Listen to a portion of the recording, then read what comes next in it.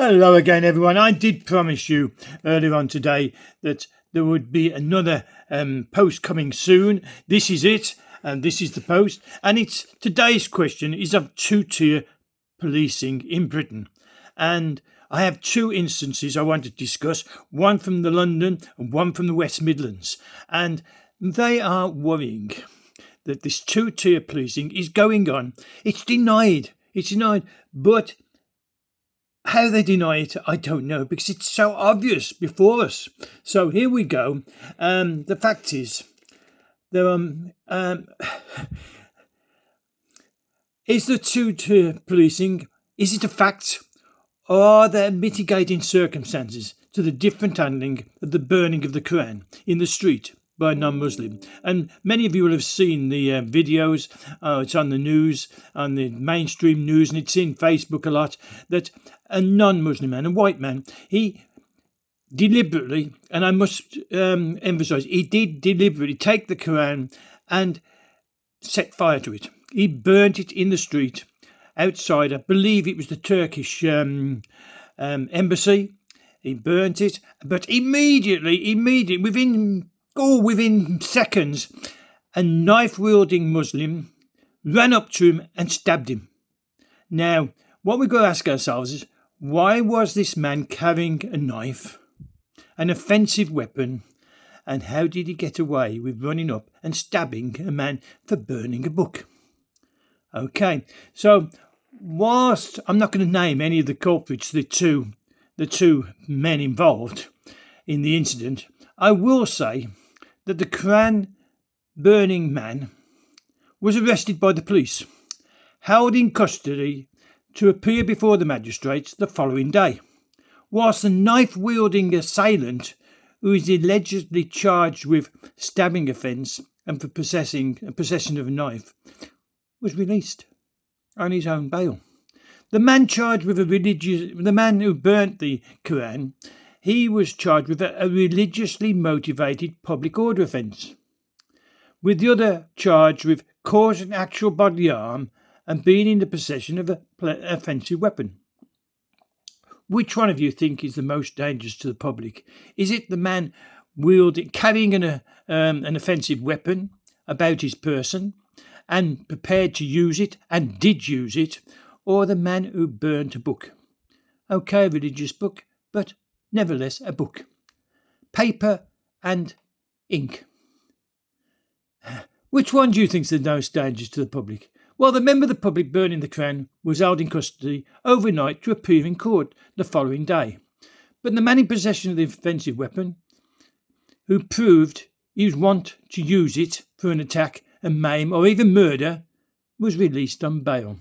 We now know the court case against the man burning the Quran has been delayed, and instead of being the following day, it's been put back. So he has been, and this has been announced today, he has been released on bail.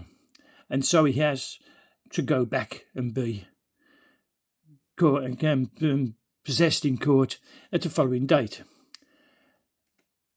But I don't see why he was, they say, we held him because he wasn't worth sending him home, because it was the next day was going to put him into court. That is not the point. The point is he could have gone home and arrived the following morning from his home. He was no danger to the public. And the man with the knife was a danger to the public. He proved he was a danger to the public. He stabbed someone and he's released. That, in my mind, is two-tier policing. What you think? Let me know in the comments. Let me see, is there anything else? Well, yes, there is. Meanwhile, back in the West Midlands, and I said I'd go to the West Midlands, the police who previously released a photograph of a woman accused of acts of pertaining to terrorism, they showed her face and her hair in what is colloquially known as a mugshot. The police changed the photograph of the mugshot, which showed her hair and face and hair, to one where her face and hair was totally covered, and the only piece of her that was visible was her eyes.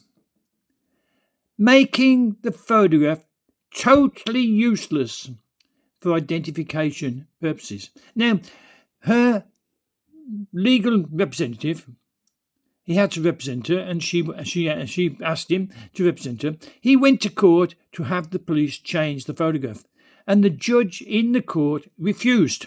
She refused to state that they'd got to change the photograph. But what did the police do? They changed it anyway. They changed it to make a farce of the mugshot system. Under the PACE, Police and Criminal Evidence Act 1974, it's Section 64 A, and it's known as colloquially as PACE. It stipulates that identification for police purposes must show the face and head uncovered. But they changed it anyway. Why did the police change the photograph? The mind boggles. If you know, then please in the comments let us know. But let us know if you think it's wrong for them to change the photograph because of religious sensitivities. Now, I'll tell you something else on this. It was a 3-week court case that the woman underwent, and every day she turned up to court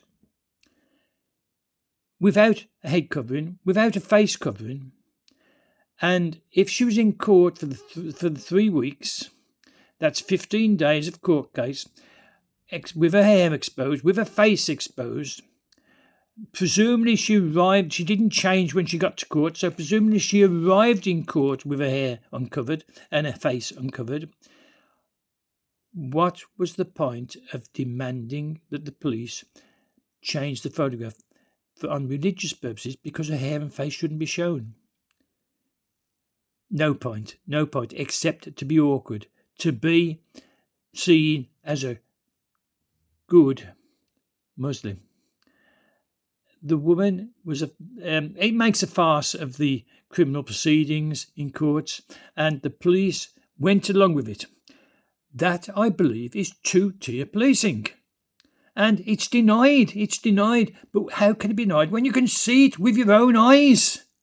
I'm wearing glasses, but I can still see. Still see that this is two-tier policing. The police acquiesced, gave way to a woman's ridiculous demands. Why? Specifically, because she was a Muslim. Two-tier policing. Your comments, please. Please make your comments known. Please let your thinking be known on this channel. And don't forget to subscribe because, as the saying goes, subscribing doesn't cost you a penny, doesn't cost you a cent, doesn't even cost you a rupee. It's totally free to subscribe. And it's what endorses my posts and helps me to continue with them. And if you like them, because they're always short and they're always straight to the point. I don't mess about. I don't elongate what I'm going to say. I say what I want to say immediately. So if you like that style, then do press like, because it makes me happy, and you want to make me happy. You want to make me happy. So press the like button and don't forget to subscribe. And so until the next one, which will probably be tomorrow morning now, but you never know. News keeps jumping up. That's astonishing. It's aggravating, and it is totally wrong. So please subscribe, like the button, and be here to see my next one. So until then, bye for now.